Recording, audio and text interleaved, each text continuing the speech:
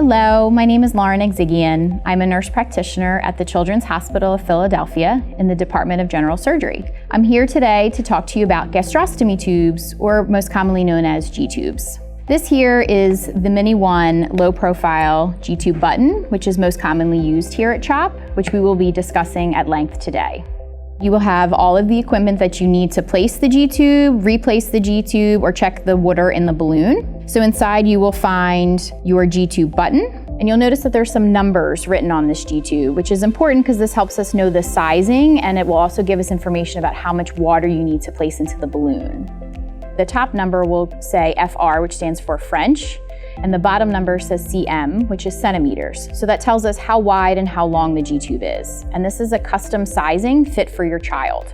On the other end, you'll see BAL, which stands for balloon. This tells us the amount of water we would need to place into the balloon to keep it secured once it's in place.